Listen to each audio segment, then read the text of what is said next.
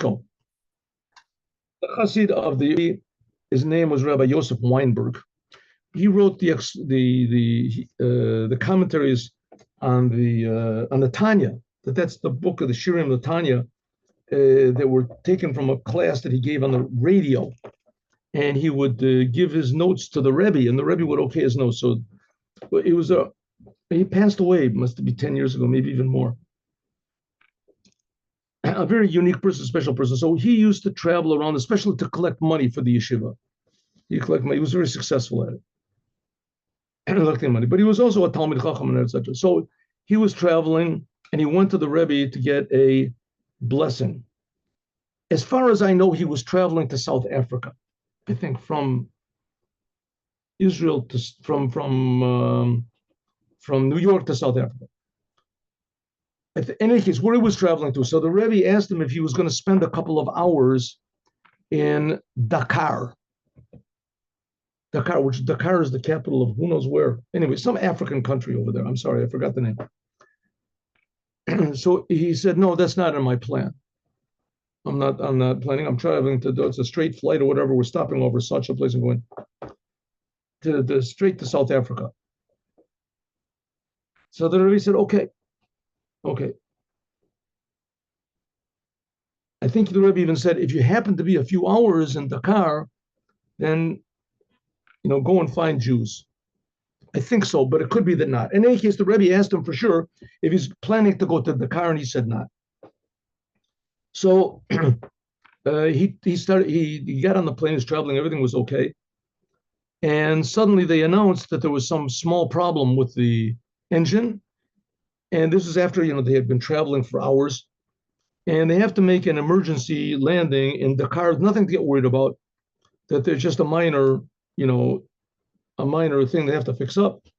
And they're going to Dakar. There'll be a layover for like 2 hours, 3 hours.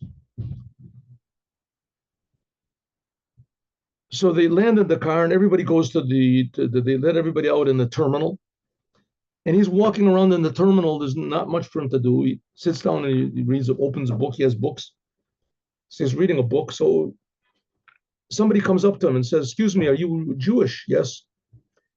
He said, listen, I'm also a Jew. And his name was Clement, Bejayo. I'm also a Jew. And he said, could it be that you have a pair of tefillin? Yes, I do. So he said, please, I would like to put on tefillin. So he put on tefillin on him. And he said, I had a pair. I don't know if they're kosher. He said, I used to put them on all the time. But I'm here in this city, and there's no Jews around over here. Maybe there's a couple of families, could be. But I'm totally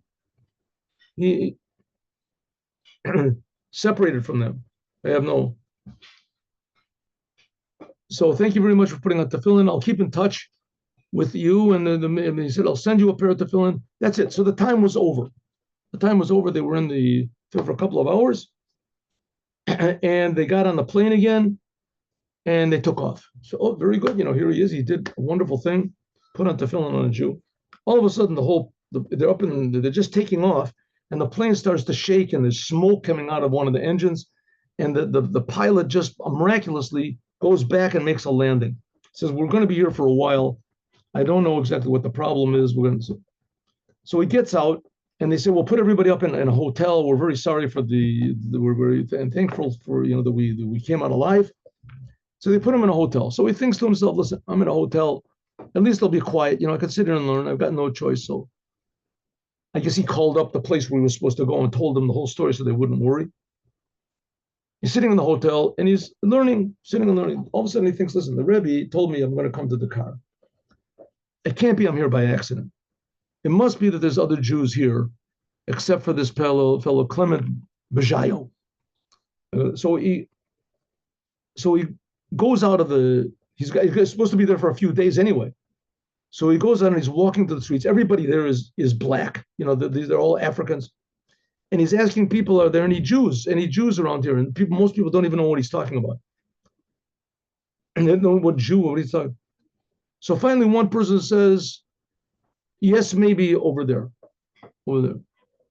So he goes to some sort of a store, a cleaning store, whatever it is, and he says, "Excuse me, are there any Jews around?" And the man says, "I'm a Jew." His name was David Pinto. David Pinto. "I'm Jewish." He says, "You're Jewish?" "Yes." "Are there any other Jews here?" "I don't think there are. I don't think there are." He says, "Well, I met one in the, let's go and look. Let's go and look. Maybe we can find other Jews." So first of all, they looked through the telephone book, and he's so happy to see him, a Jew, and he put the tefillin on him, of course. And they called up in the phone book to other people whose names seemed to be Jewish. Maybe Green, whatever, from Greenberg, Silverberg. So they called up, and sure enough, there were more Jewish people there. And they were walking through the streets, and they met this Clement Bejayo. Oh, he was so happy he saw. So the Jews themselves didn't know of the existence of one the other. Everybody just kept to themselves. They were there because they made money. They were there because there were certain talents, whatever, and they were making money there. So it was the first minyan that was ever in the car. So one of them comes to him, this David Pinto. I'm sure, I think it was David Pinto. I think he's the one. And he says, "Listen, Rabbi, I want to tell you something. I've been here for a while, and there's no, I'm a young man, and I made a lot of money over here, and there's no Jewish women here. There's no Jewish women here at all. But there's a lot of, non-Jewish women, and some of them are very nice. And to tell you the truth, I'm engaged to be married to one of them. And we love each other, but I feel not 100% complete with it because she's not Jewish. So what should I do?" So he sits down and he talks to him and he explains to him that it's not a good thing. He should not get married to a non-Jew. His children aren't going to be Jewish. They'll grow up and they won't know him. They won't anything to do. So he said, "Well, what should I do?" So he said, "Listen, I'll tell you what. I'll go back home and I'll send you." So he said, "Go to France, and I'm sure that in France you can find Jewish girls to get married to. I'm sure you can find over there." And I think he even gave him some of the numbers of the Chabad houses, whatever, in France.